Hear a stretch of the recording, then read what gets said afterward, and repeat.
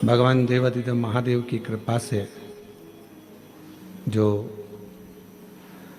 12 जुलाई से 18 जुलाई तक कोरबा छत्तीसगढ़ में पवित्र कथा का लाभ सभी जनमानस को लेने का सौभाग्य मिल रहा था, वो अधिक जलवृष्टि के कारणवश उसको ऑनलाइन किया जा रहा है।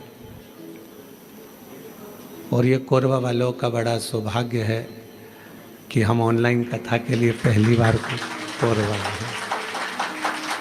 हमेशा जितनी भी ऑनलाइन कथा हुई है वो कुबेरेश्वर धाम से हुई है, पर कहीं ना कहीं दुर्गेश शर्मा जी, आपने जो संकल्प लिया था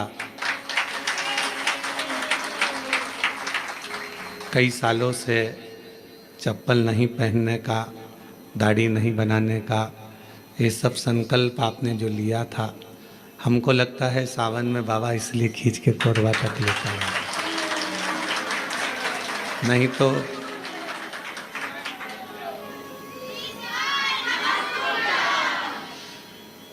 ये कथा ऑनलाइन नहीं तो बाबा के धाम से ही होती। पर कोरबा छत्तीसगढ़ के इस पवित्र प्रांगण में ऑनलाइन शिव महापुराण की कथा सभी कोरबा वासियों से और आसपास के क्षेत्रवासियों से निवेदन है, इस कथा को अपने अपने घर में रहकर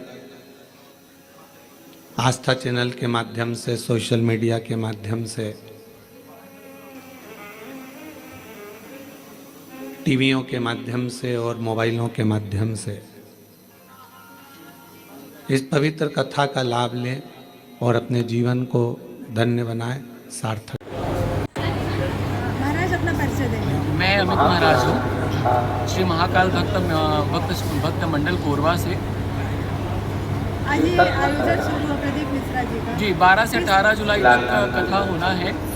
पूर्व में ये कथा जो है कनबेरी खैर भवना में होना था, वहाँ से स्थगित होकर ट्रांसपोर्ट नगर इंदिरा स्टेडियम, उसके बाद में छोरी में होना तय हुआ, लेकिन बारिश की वजहों से यह कथा कैंसिल हो गई। चूँकि अभी ये जो कथा है ऑनलाइन के माध्यम से, आप आस्था चैनल के माध्यम से पंडित प्रदीप मिश्रा महाराज जी की कथा श्रवण कर पाएंगे। ये प्रदीप मिश्रा जी के आगमन को लेकर काफी उत्साह देखने को मिल रहा था लोगों में बहुत उत्साह था, लेकिन बारिश और शासन की अनुमति न मिलने के कारण ये कथा बार बार स्थगित हुई है। शासन की अनुमति प्रशासन के कार्यक्रम के लिए बार बार हमें इस कार्यक्रम को स्थगित करना पड़ा। लगभग 3 स्थानों को कैंसिल करने के बाद में ये ऑनलाइन कथा का हमने डिसीजन लिया और ऑनलाइन कथा भी हो रही है। ये जो हो रहा है कौन सी जगह? ये स्थान तो हम अभी नहीं बता पाएंगे। आप सभी से मेरा एक ही निवेदन है कि जहाँ है आप अपने घर में बैठकर कथा श्रवण करें। इस स्थान का नाम नहीं, स्थान का नाम नहीं बताना है हमको।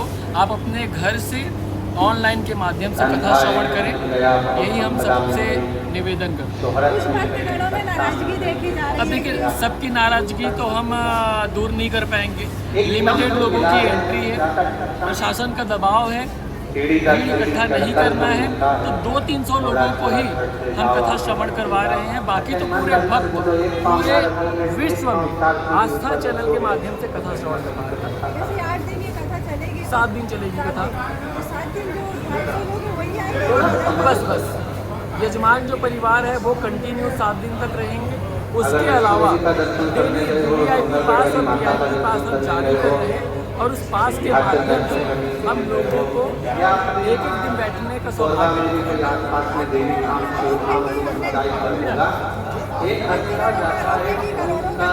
करोड़ों का चंदा किससे लिया गया है वो हमको आकर बताएंगे। 50, 100, 200 रुपए के चंदे से करोड़ों इकट्ठा नहीं होता। दूसरी बात, करोड़ों तो हमारा पानी की वजह से पूरा पंडाल बह गया, वो लोगों को नहीं दिख पा रहा है। पूरा पेमेंट पंडाल का हो चुका था, उसके बाद में 3 जगह स्थान परिवर्तन हुआ है। यदि लोगों में ये होगा कि हमने चंदा इकट्ठा करके खा गए, तो एक बार पूरी जानकारी इकट्ठा कर ले, उसके बाद हमारे समिति के ऊपर आरोप चंदा 6-7 लाख रुपया पूरे मार्केट से चंदा इकट्ठा हुआ है। बोलने वाले तो करोड़ों बोलते हैं, जो दिए हैं वो बताए कितने लाख रुपए दिए।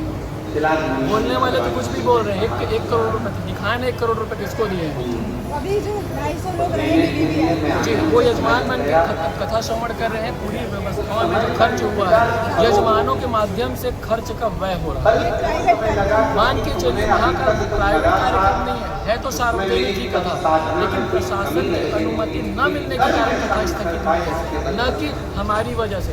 इसमें महाकाल भक्त मंडल का किसी भी प्रकार से कथा न कराने की या किसी भी प्रकार से द्वेष और भावना रखने की किसी की मंशा नहीं है। केवल प्रशासन की अनुमति न मिलने के कारण ये कथा स्थगित हुई है। हर